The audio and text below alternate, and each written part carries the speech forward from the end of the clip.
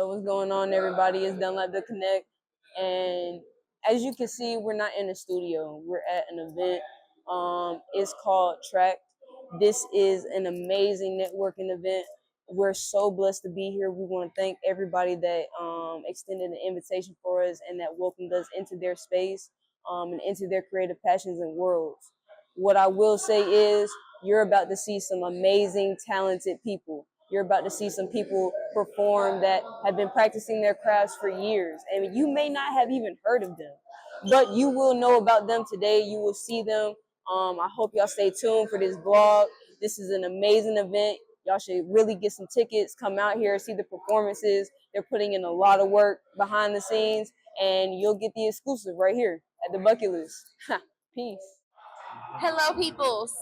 It is Catherine Mother Clucking Clark, and I am here with Gracie. Hi, Tipsy's bartending. Get into it. Zoom in on the logo. Thank you. Come on, Queen. So we are here with Gracie from Tipsy's Bartending, and I want you to know the setup is quite cute. She thinks she did a lot, but I didn't think she did enough.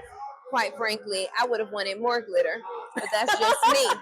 I want all the colors, all the glitter. I do want all the colors. I want to be the brightest thing in the room. Okay.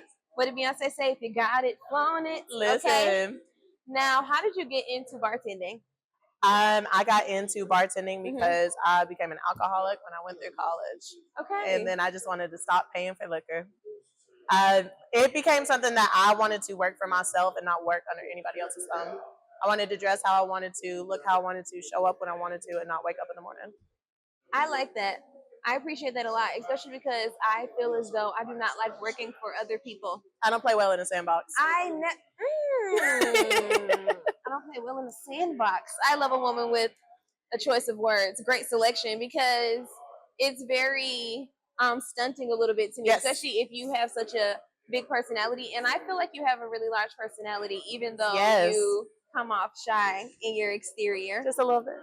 So, how do you feel Tipsy's makes bartending different from every other bartending company? My Tipsy's for me is a representation of myself.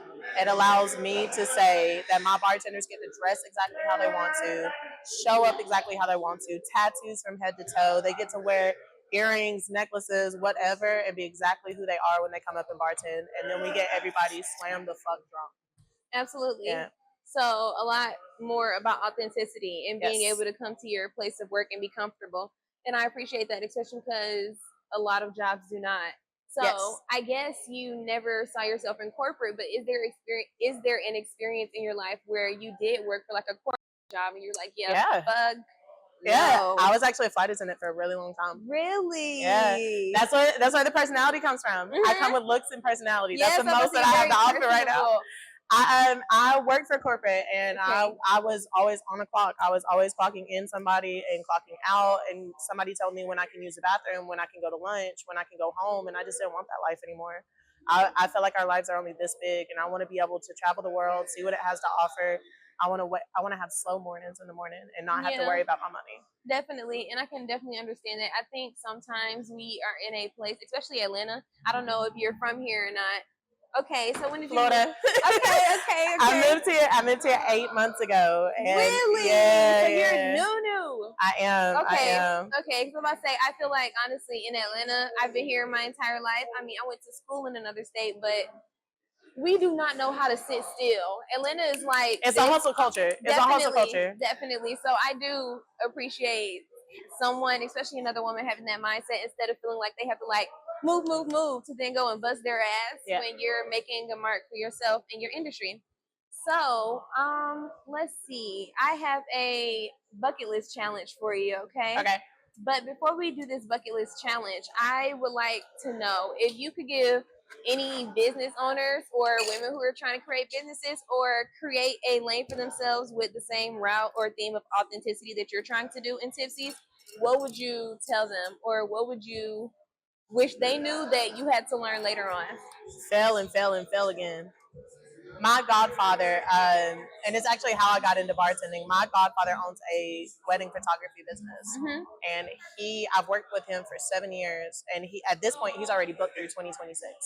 So he's extremely well at what he does. But he told me when I first started, you were never supposed to get it right. You make a constant decision to try again. So I wake up every day, I fail, and that's okay, and I learn from that experience, and then I make a decision on how to do it right the next time. Definitely, I can definitely relate to that, especially because as like I told you, a multidisciplinary creative, I do a lot of disciplines, and I have always been doing them, but also I had to learn to not be so hard on myself, and people had to stop telling me to call you're not a perfectionist, but I am, but we'll go with particularist. So now I'm just I'm okay with failing. I do like things to be a certain form of way, but if I can't get it like that, I'll try again tomorrow. My favorite thing ever, and when I learned it, it really took a lot of stress off, is just get it finished first and then perfect it. Right? Just do your rough draft. And that was my biggest thing. Like, okay, even though it's not done right, at least let me finish it, and then let me learn how to do it right on the back end. Definitely. That's cool. Okay, so time for your bucket list challenge. Okay. So, what do I want to give you as your bucket list challenge? Okay, so one of them is going to be to state your goals. Like, what's something on your bucket list that you want to knock off before the year ends? And if someone gave you $1 million to invest in a project, what project would that be? Definitely. Okay, so two different answers. The first one is I am saving up for a Mercedes Sprinter van. Okay. I want to do van life, and I want to go see the Grand Canyon.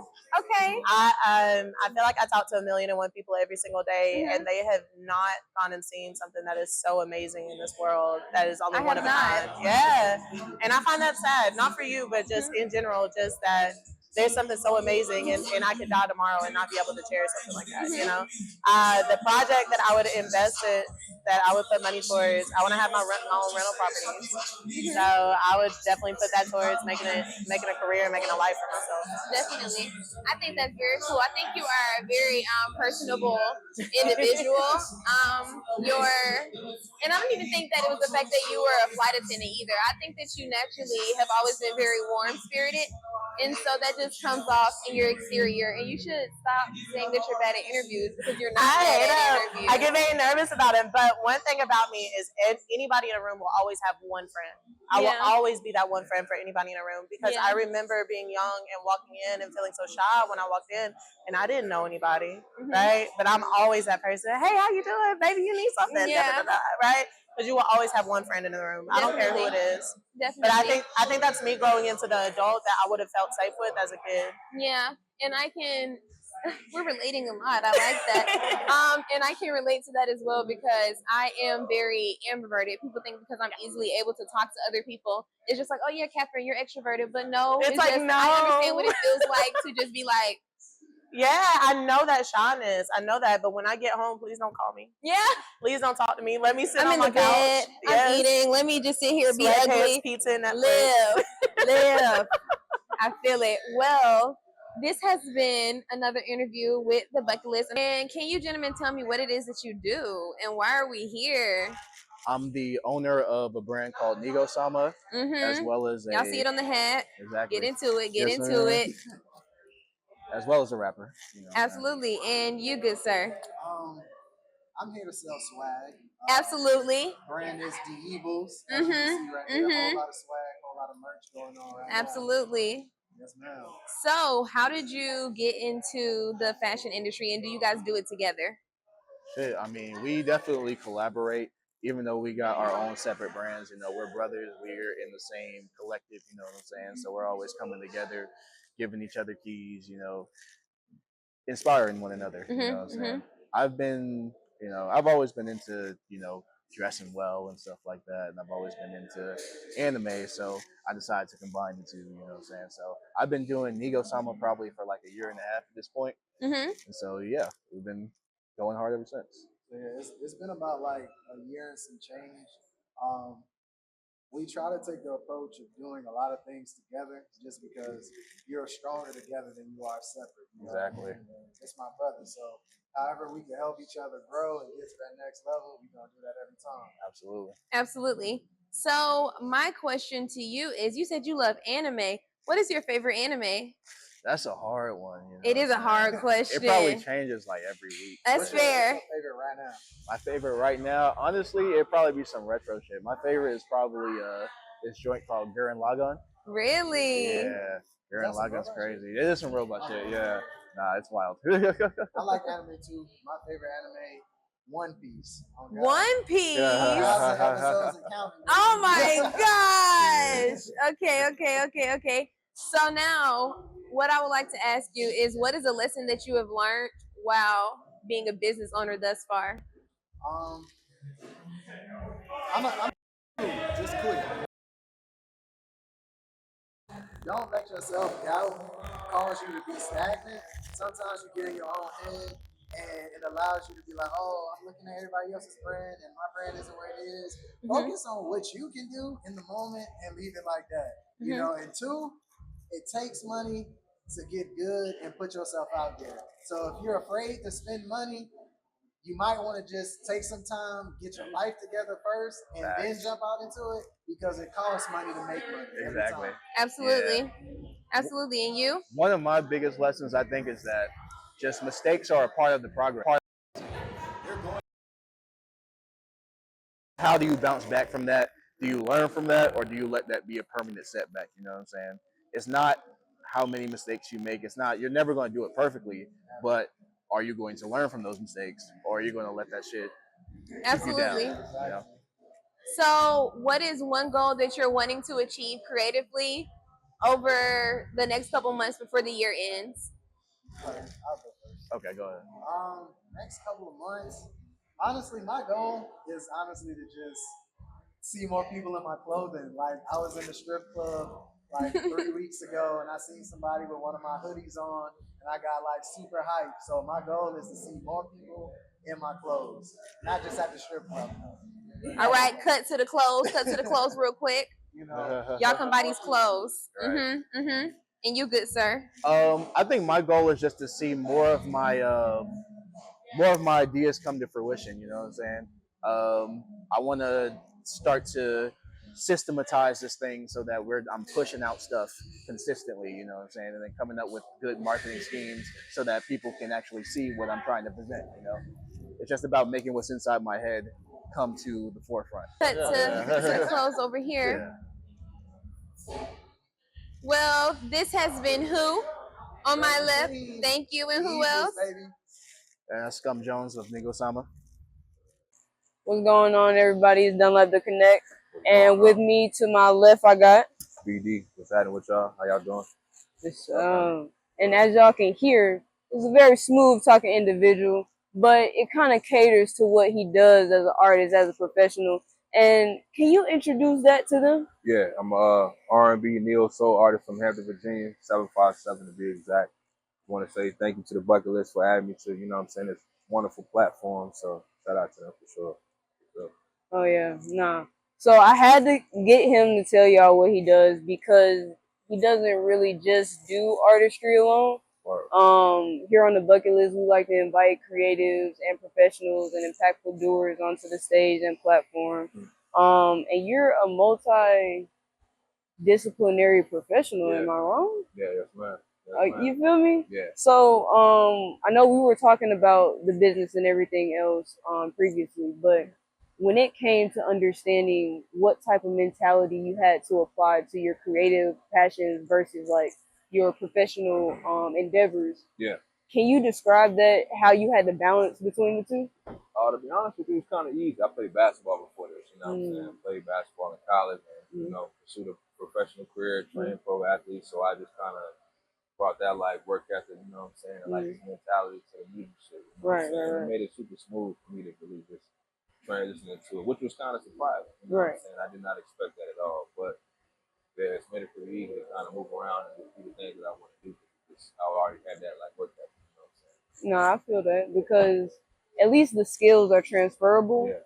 It's just the mental shift of it's not just basketball no more. It's music and applying to make sure I'm coming right every time. Yeah, it's a whole different type of like vulnerability, you know what I'm saying? Of like really being open and shit like that. And that's something like I really appreciate, like stepping into like, you know what I'm saying, this field, this space. Like, Right.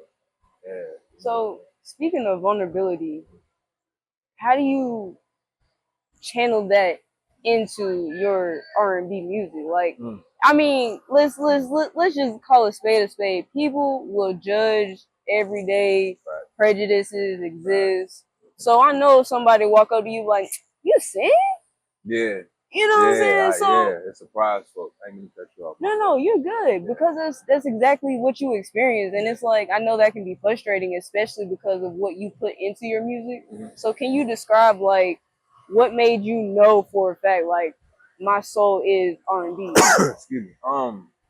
I grew up around it, you know what I'm saying? I grew up listening to, you know what I'm saying, Donny Hathaway, Marvin Gaye, D'Angelo is like my Dropping gems. You know what I'm saying? These are legends. You feel me? You feel me? D'Angelo's who I like really studied. He's from Virginia too. You know what I'm saying? And that's like who I like really watched early on, like the Vance, the Joes, you know what I'm saying? Like the Tanks, the real singers, you know what I'm saying? Like even old school, like my parents, you feel me? So like it was actually kind of cool, like surprising folks, you know what I mean? Thinking that I'm gonna be a rapper and shit like that.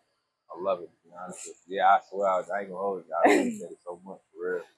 Like I always loved the like underdog role, not to like put myself there, but you know what I'm saying? That like being able to show people and prove people like, nah, I sing and shit. Like, you know, I do music, so hopefully I love the music. I respect that. I respect that. Like I can literally envision you just being like, they gonna doubt me. Yeah. And I'm about to show them exactly what I'm about. As soon as I clear my voice, say something about. Thanks. That's why I try to do a little mic check, a little test and shit. I fuck folks up very. Oh, we allowed to cuss on it? Oh yeah, it's the regular man. Just want to make sure, you know what I'm saying, for the kids out there. But yeah, just yeah, it's actually kind of cool though, like especially surprising for, and like I write too and shit. So it keeps me like being able to be versatile. You know what I mean too. So, and I was just about to ask you like, what is the process of you putting yourself into your music? Because already it's like that aspect of okay, I have to transfer my skills of my diligence and like my passion from ball to and being responsible to now in this world where it's like I have to literally be vulnerable in the music I create. So like how did that come about? Man, it was, I ain't gonna lie, it was tough at first. You know what I'm saying? Even just saying the B word and shit like that. I didn't grow up saying that or calling women. Yeah. So just realizing writing for folks, it was tough. You know what I'm saying? But like it wasn't at the same time because I already loved music. I already appreciated music. So like I really like already had like the niche growing up in the church and shit. You know what I'm saying? Like I sang in the church. My people, my father could sing. Both my grandfathers could sing on my mother and father's side. You know what I'm saying? So I got like that like, you know what I'm saying, blend. So I always been around music. So it was kind of like a guy like just like at that time. You know, my fault, I hit the mic and shit, but you feel me? It was like a tap on the shoulder, like That made a 3D effect. They said, "Oh, I felt that in my chest too." You feel me? I know y'all heard that. Y'all felt that was God right there. Yeah, basically that's what it was. You know what I'm saying? Like ever since, I don't really question it. I don't even second guess it. Wow. Whenever I write, record, I just go in freestyle. My boy, yeah, hell yeah, for sure.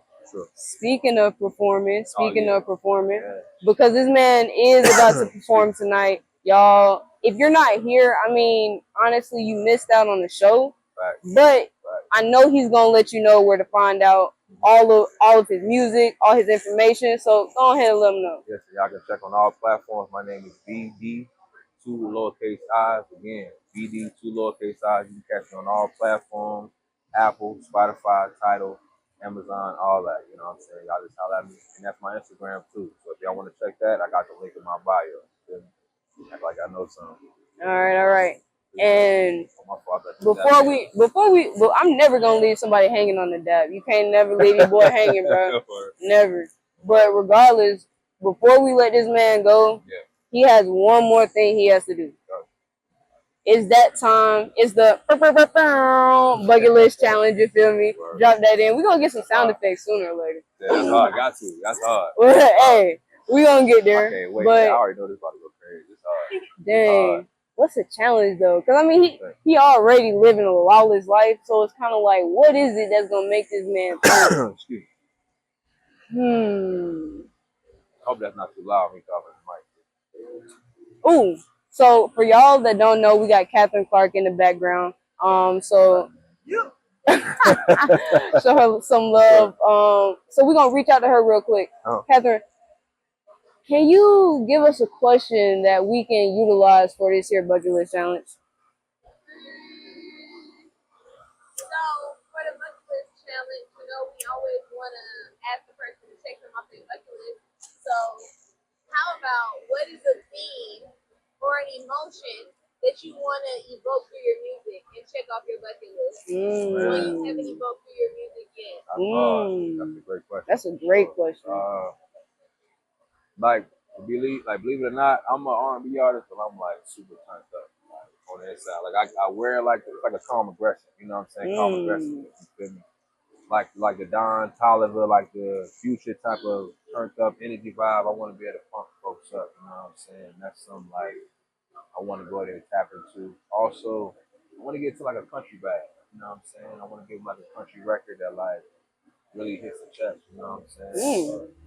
Yeah, I've been like really tapping into that lately. You know, my fault. I'm gonna look like that. So I've been tapping into that lately, and I feel like that's just like, you know what I'm saying, really pushing my pen. You know what I'm saying, to really be like as vulnerable and like soft. You know what I'm saying, it's possible. So I feel like that's something that's pretty cool. You know what I'm saying? Man, Yeah, that's definitely something we're gonna have to think about, and I hope the creatives felt a little bit inspired by that as well. I hope so too. With that being said, thank you for your time, man. We're gonna tap back in again. It's not gonna be the only time we see you on the platform for sure. So I appreciate you. I'm done like the connect, and this is BD. Pleasure. Y'all be safe, family. Peace. Love.